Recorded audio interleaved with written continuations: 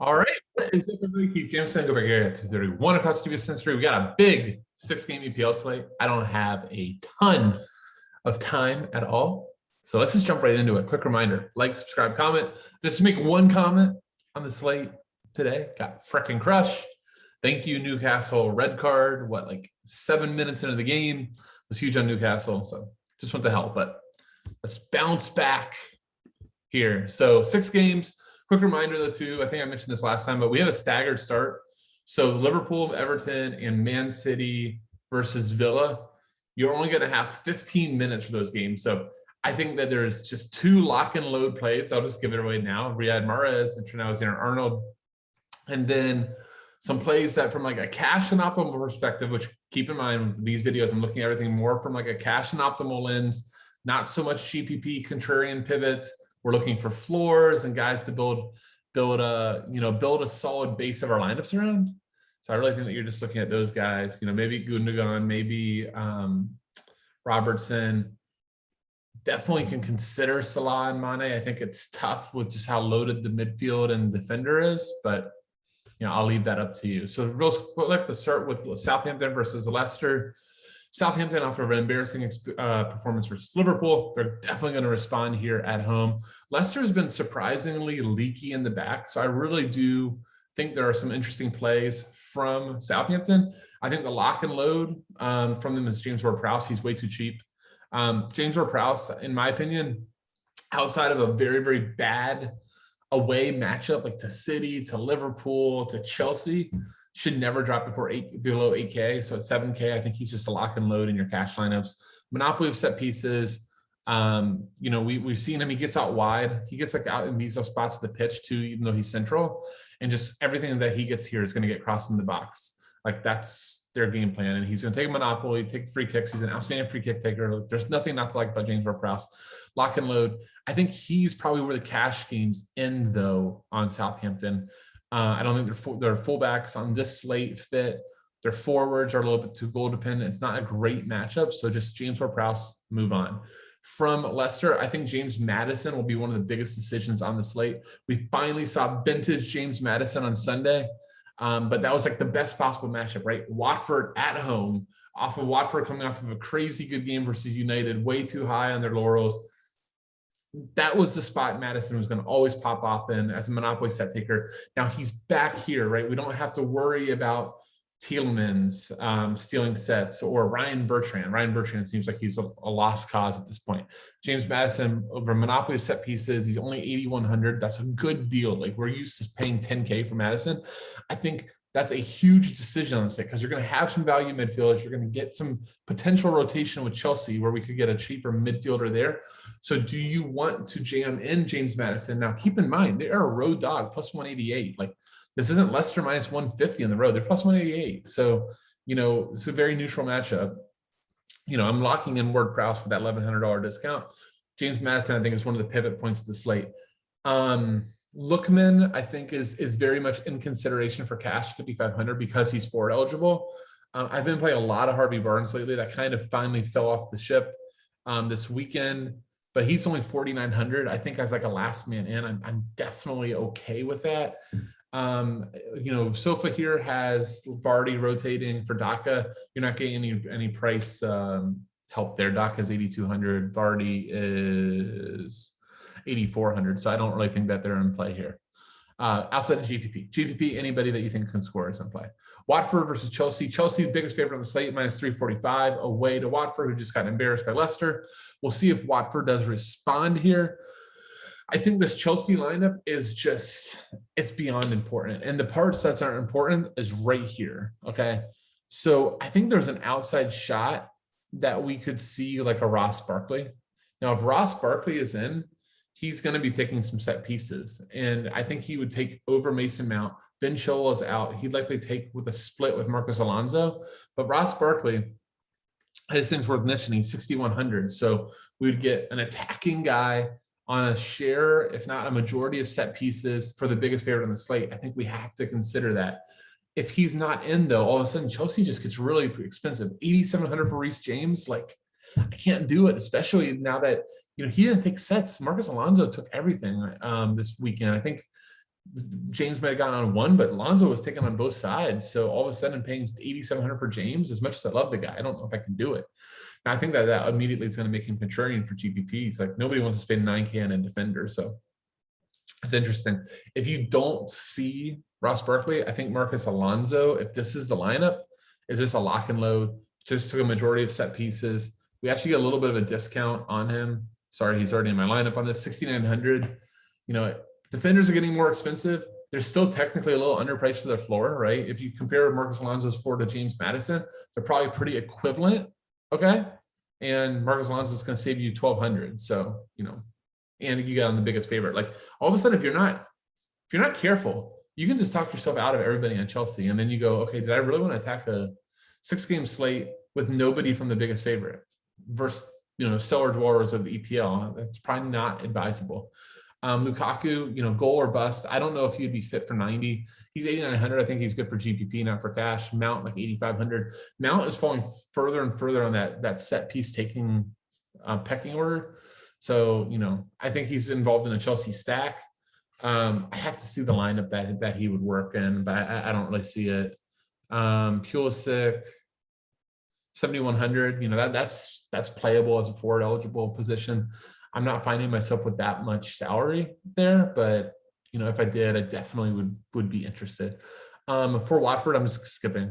Like I'm just going to pretend they don't exist for cash. So Tom Cleverley would take their set pieces, but he's early sub risk because split with Luza. But Watford just seems to sub everybody at half. So screw that. Not on a 6-gamer. Don't need it. West Ham versus Brighton.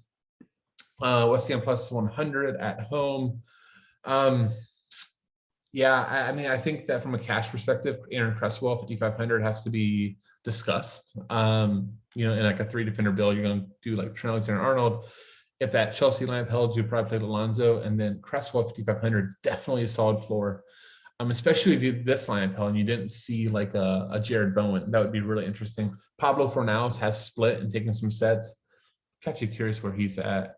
5,900. I think that's an interesting mid-tier play, especially depending on the lineup. But West Ham's a good team. I think more often than not, I'm like trying to talk myself out of West Ham pieces. I think it's just because there are so many pieces that are like solid and alike that you start just having almost too many of them, and that takes them away. Masuaku, 3,500. Shoot, if he plays in that type of advanced position, I mean, he's not going to make it 90. But, can he get you 7 or 8 and, some assist upside from that at 3,500? I think he's up there. I'm going to talk in the next game about Josh Brownhill for a value. But, he's definitely up there. Okay. The other guy that I want to check is Ben Johnson. 4,200 is fine. But, giving up a defender and giving up a midfielder spot here, like, I think you're either doing 3 midfielders or 3 defenders. So you got to be very careful depending on who you want to punt off. That space in your lineup is so valuable. Ben Rama, good play. Antonio, good play, but they're more for GPPs. For Brighton, I think that they don't have him predicted in, but Pascal Gross has to be conversation as a forward eligible cash play. He's at 7,900. Pascal Gross went on, just dominates. He has not had an assist, since the second week of the season. But since then, you have 12.4.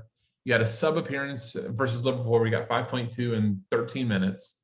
You have City, not the greatest match at 5.6, but the rest of them at Norwich, 15.8, 11, 11.9, 15.1. So the floor for Gross is there. Certainly in conversation, just all going to depend on your build. The other player like is Tariq Lamptey, former Chelsea academy player, just been awesome since getting back in. He had 16.2 DK versus Leeds last weekend, 9.3 at Villa, and then 8.7 versus Newcastle. Those last 3, sub 5,000, no set pieces, but Tariq Lamptey's electric, loves to cross the ball, draw fouls. A lot of what we want from a defender, gives you a set piece taking floor from a guy without them. So certainly like that. Those would be my plays from this game. Let's go to Wolverhampton versus Burnley. Wolves are easily becoming like one of my least favorite DFS teams. This lineup would have intrigue, right? So if you know my brand, if you've been watching, no way we're considering João Moutinho, unless maybe he's 3K. Let's look. And he is Oh, I'm under defender. I'm like, hold on, they took him off the slate. I'm in 4,200. Nope. 1,200 too expensive. He's going to score at one of these points, just shove it in my face. But no for John Martinez. Now he's splitting sets with Ryan Altnori. I think Altnori is definitely in play in cash. He was quote unquote disappointing versus Norwich, only 13.3 DK. Actually 10 DK pre clean sheet bonus. That was after 22.5 the week before, 9.4. Those were just floor points. So Ryan Altnuri, he's crossed the ball a ton. This is a really good matchup versus Burnley. We know away from home, Burnley likes to bunker, accept pressure. They take a ton of crosses. You got Ben Mee. I think Tarkowski's either injured or suspended. So you got Nathan Collins back there. Look, I'm a big proponent when I remember, like sometimes I just got like too excited and I forget to look at things, but anytime you see a back line, especially like a back two, center back pairing, and they have to make a change, that's immediately, especially if you're right in front of them, they have a change too. So really important for Burnley. Ashley Westwood is a fantastic midfielder, controls pace, just controls shape. He's out. And you have Tarkowski. So two of the backbones of the defense out. This is actually really intriguing. Like I'm just thinking of this now. Like Wolves, as much as I don't like them, great GPP play here because of that. You could just see some chaos at the back leads to more opportunities for a team like Wolves. So, maybe like pairing like Altnori, Raul Jimenez, or Traore has a floor. I actually am like really interested if Traore is in, especially with the 7,000 definitely in play. Now, him versus Pulisic, oh, that's tough. I don't have an answer. Probably Pulisic, but the answer probably should be Traore. Traore does more floory things than Pulisic.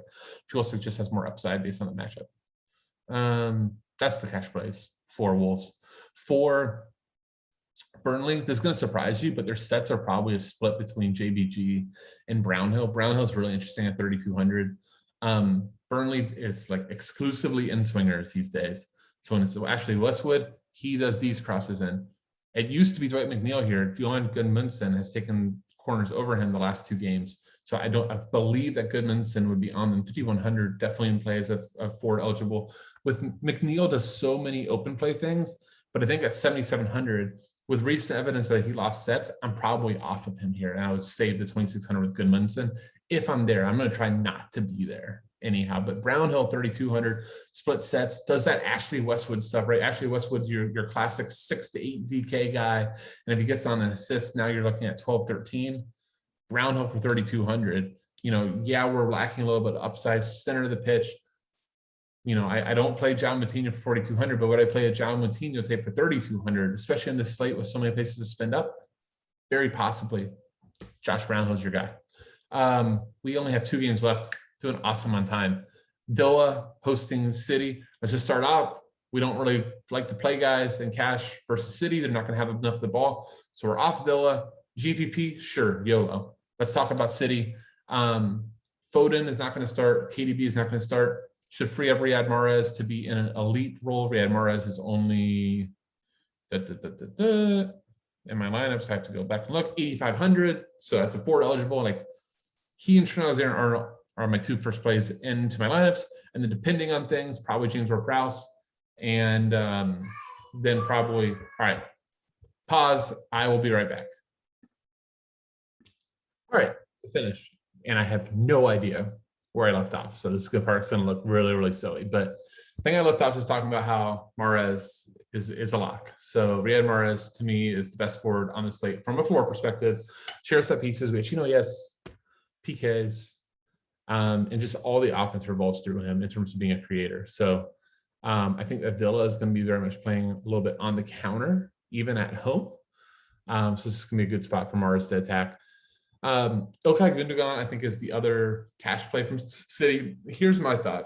Okay, Gundogan, we know it's a set piece share, right? He's not going to take Mahrez aside, and he also doesn't exactly it's an attacking role, but it isn't like a super shot creative role. Like he's not going to show up with 8 shot assists. Okay, that's just not his role in Pep's system.